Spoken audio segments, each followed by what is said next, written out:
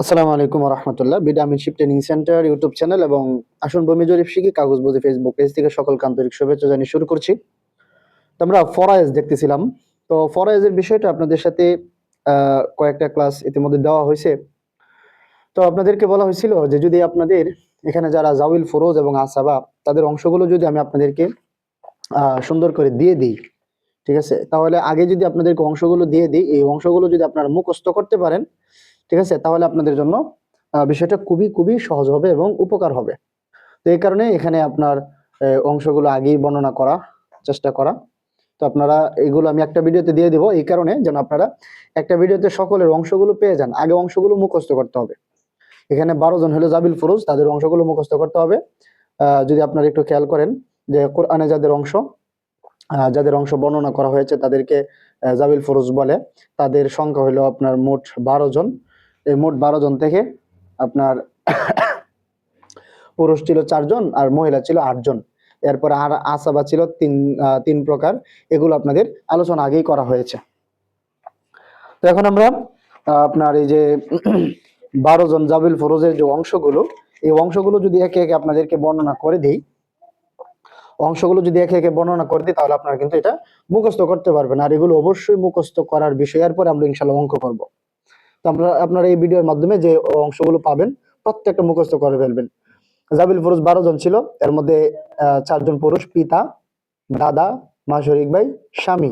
এই পিতা, তাহলে পিতার হালত হলো তিনটা। এক নাম্বার, আমি যদি এখানে দেখাই সুদুস, আসাবা, শুধু আসাবা। এটা হলো আরবি ভাষা। সুদুস মানে 6/1। সুদুস আসাবা মানে 6/1 ভাগও পাবে এবং সে আসাবাও হবে, আত্মীয় হিসেবে সম্পত্তি পাবে। আর শুধু আসাবা মানে সে শুধুমাত্র আসাবা হবে, আর কিছু হবে না। এখন এই যে 6/1 কখন পাবে? যদি পুত্র বা পুত্রের পুত্র থাকে, যদিও নিম্ন স্তরের হয়। এভাবে আপনার মুখস্থ করতে হবে। পিতা হালত হইল তিনটা, এর মধ্যে প্রথম হইল 6/1। এটা কখন? যদি পুত্র বা পুত্রের পুত্র থাকে, যদিও নিম্ন স্তরের হয়। ধরেন আপনি পিতা, আপনার সন্তান মারা গেছে। এখন আপনি আপনার সন্তানের সম্পত্তি তখনই পাবেন 6/1 যদি আপনার সে যদি সন্তান রেখে মারা যায়। এভাবে তো আপনার আগে কিন্তু এই বিষয়গুলো মুখস্থ করবেন, এরপরে বোঝার পালা। আর 2 নম্বর হলো যদি কন্যা বা পুত্রের কন্যা থাকে, যদি নিম্ন স্তরের হয়, তাহলে সে 6/1 পাবে বা আসাবাও হবে। আর 3 নম্বর, যদি সন্তান বা পুত্রের সন্তান না থাকে, যদি নিম্ন স্তরের হয়, তাহলে পিতা শুধুমাত্র আসাবা হবে। এখানে জাবিল ফরোজ হিসেবে অংশ সে পাবে না। এই হলো পিতার 3টা হালত। এরপর আপনার হালত হলো দাদার। এই যে দাদার হালত হলো 4টা। পিতার তিনটা হালতের মতো। 1 নম্বর সুদুস আসাবা, শুধু আসাবা, আর একটা হলো মাহরুম, সে বঞ্চিত হবে। সুদুস মানে 6/1 কখন? যদি পুত্র বা পুত্রের পুত্র থাকে, যদিও নিম্ন স্তরের হয়। মুখস্থ করে নেবেন। এরপর সুদুস আসাবা মানে আসাবাও হবে এবং সে সুদুসও পাবে, 6/1 পাবে। যদি কন্যা বা পুত্রের কন্যা থাকে, যদিও নিম্ন স্তরের হয়, সে 6/1 নেওয়ার পরও সে আসাবাও হতে পারে এখানে। এরপরে শুধুমাত্র আসাবিটা কখন? যদি সন্তান বা পুত্র সন্তান না থাকে, যদি নিম্ন স্তরের হয়, তাহলে সে শুধুমাত্র আসাবা হবে। এখানে সে জাবিল ফরোজ হবে না। আর বঞ্চিত হবে দাদা কখন? পিতা থাকলে দাদা বঞ্চিত হয়। ধরেন আপনি মারা গেছেন, আপনার দাদাও রেখে গেছেন, আপনার পিতাও রেখে গেছেন, তাহলে আপনার পিতা পাবে, আপনার দাদা এখানে বঞ্চিত হবে। এই হলো আপনার কি বলে দাদার 4টা হালত। এগুলো মুখস্থ আপনারা করে নেবেন। আচ্ছা, এরপরে হলো আপনার কার হালত দেখি। এরপরে হলো আপনার এই যে এখানে আছে মা শরিক ভাই বোন, তাদের অবস্থা 3টা। এটা মা শরিক ভাই, মা শরিক বোন, দুজন একই অবস্থা আর কি, এখানে একসাথে দেওয়া। যে মা শরিক ভাই বোনের অবস্থা 3টি। 1 নম্বর হলো সুদুস মানে 6/1, সুলুস মানে 3/1, মাহরুম মানে বঞ্চিত। তাহলে 6/1 কখন পাবে? যদি একা থাকে। মা শরিক ভাই বোন যদি একা থাকে, তাহলে সে 6/1 পাবে। আর সুলুস 3/1 কখন পাবে? যদি দুজন বা দুজনের অধিক থাকে, তাহলে সে 3/1 পাবে। আর বঞ্চিত কখন হবে? যদি সন্তান বা পুত্র সন্তান এবং পিতা ও দাদা থাকে, তাহলে আপনার সে বঞ্চিত হবে। ধরেন আপনি মারা গেছেন, আপনার সন্তান রেখে গেছেন, অথবা আপনার পুত্রের সন্তান আছে, অথবা আপনার পিতা আছে, অথবা আপনার দাদা আছে, তাহলে আপনার মা শরিক ভাই কিন্তু সম্পত্তি পাবে না। ঠিক আছে? আর যদি আপনি শুধুমাত্র আর কেউ আপনার নাই, একজন মা শরিক ভাই রেখে গেছেন, তাহলে সে 6/1 পাবে। আর যদি 2 জন রেখে যান মা শরিক ভাই, আর যদি আপনার কোনো সন্তান যদি না থাকে, তাহলে সে কিন্তু 3/1 পাবে। আর যদি সন্তান রেখে যান, অথবা পিতা রেখে যান, দাদা রেখে যান, সন্তানের সন্তান রেখে যান তাহলে সে বঞ্চিত হবে, সেখানে পাবে না। এই হলো মা শরিক ভাই বোনের অবস্থা, 3টি গেল। আচ্ছা, এরপর হলো স্বামীর অবস্থা। তো স্বামীর অবস্থা হলো 2টি। স্বামীর অবস্থা 2টি, 1 নম্বর হলো নিসফ, আরেকটা হলো রুবু। নিসফ মানে অর্ধেক, ঠিক আছে, 2/1 অংশ। নিসফ রুবু, আরেকটা হলো 4/1 রুবু। স্বামী তার স্ত্রী যদি মারা যায়, স্ত্রীর সম্পত্তির অর্ধেক পাবে কখন? যদি সন্তান বা পুত্রের সন্তান না থাকে, যদি নিম্ন স্তরের হয়। যদি আপনার ধরেন আপনার স্ত্রী মারা গেছে, আপনার কোনো সন্তানাদি নাই, মানে স্ত্রীর কোনো সন্তানাদি নাই, তাহলে তার সম্পত্তির 2 ভাগ করে 1 ভাগ মানে অর্ধেক আপনি নিতে পারবেন। আর 4/1 ভাগ স্বামী কখন পাবেন? যদি সন্তান বা পুত্রের সন্তান থাকে, যদি নিম্ন স্তরের হয়, যদি সে যদি মারা যায় আর যদি কি করে সন্তান রেখে যায়, তাহলে কিন্তু স্বামী পাবে স্ত্রীর সম্পত্তির 4/1। আচ্ছা, এরপর এগুলো 4জন পুরুষের অবস্থা। এরপর হলো স্ত্রীর অবস্থা, ঠিক আছে। মহিলা ছিল 8জন, 12জন জাবিল পুরুষের মধ্যে 4জন হলো পুরুষ, 8জন হলো মহিলা। স্ত্রী, কন্যা, পুত্র, কন্যা, তারপরে আপন বোন, বাপ শরিক বোন, মাপ শরিক বোন, মা, দাদি, নানি, ঠিক আছে। এ হলো 8জন। 4জনের মধ্যে প্রথম হলো স্ত্রী। স্ত্রীর অবস্থা হলো 2টি। ধরেন আপনি স্বামী, আপনার স্ত্রী, আপনি মারা গেলে আপনার স্ত্রী কি আপনার সম্পত্তি থেকে কতটুকু পাবে, এগুলো হালতগুলো আগে মুখস্থ করতে হয়। 1 নম্বর রুবু মানে 4/1, আরেকটা হলো সুমুন মানে 8/1। তো রুবু 4/1 কখন পাবে? যদি সন্তান বা পুত্রের সন্তান না থাকে, যদি নিম্ন স্তরের হয়। ধরেন আপনি মারা গেছেন, আপনার স্ত্রী আছে, সন্তান নাই, তাহলে আপনার স্ত্রী আপনার সম্পত্তি থেকে 4/1 ভাগ নিতে পারবে। আর সুমুন মানে 8/1, যদি সন্তান বা পুত্রের সন্তান থাকে, যদি নিম্নের হয়। ধরেন আপনি মারা গেছেন, আপনার স্বামী, আপনার স্ত্রী আছে, কিন্তু আপনার সন্তানও আছে, তাহলে আপনার সম্পত্তির 8/1 ভাগ সে নিতে পারবে। আর যদি সন্তান না রেখে মারা যান, তাহলে সে 4/1 ভাগ নিতে পারবে, ঠিক আছে। এরপর হলো আপনার কার হালত দেখি, মেয়ের অবস্থা। আহ স্ত্রীর পরে হলো মেয়ে মানে কন্যা আর কি। মেয়ের অবস্থা 3টি, কি কি? 1 নম্বর হলো নিস, 2 নম্বর হলো সুলুসান। নিস মানে অর্ধেক, সুলুসান মানে হলো 3/2। আসাবা, আসাবা মানে যে আত্মীয় হিসেবে যেটা নিয়ে আসাবা। তো নিস কখন পাবে? যদি একা থাকে। ধরেন আপনি মারা গেছেন, আপনার একজন মেয়ে আছে, আর কেউ নেই, আপনার ছেলে নাই, শুধু আপনার একজন মেয়ে আছে, তাহলে সে আপনার ফুল সম্পত্তির অর্ধেক সে নিতে পারবে। আর যদি আপনি 2জন মেয়ে রেখে যান বা 2-এর অধিক রেখে যান, যদি 2 বা 2-এর অধিক রেখে যান, তাহলে সে আপনার সম্পত্তিকে 3 ভাগ করে সে 2 ভাগ নিতে পারবে। আর আসাব হবে যদি পুত্র থাকে। ধরেন আপনি মারা গেছেন, আপনার পুত্রও আছে আবার আপনার কন্যাও আছে, তাহলে আপনার কন্যা কিন্তু আপনার ছেলের সাথে সে আসাবা হবে, এখানে অন্যের কারণে আসাবা, ঠিক আছে। আচ্ছা, এরপর হলো আপনার কি এই গেল মেয়ের 3টি অবস্থা।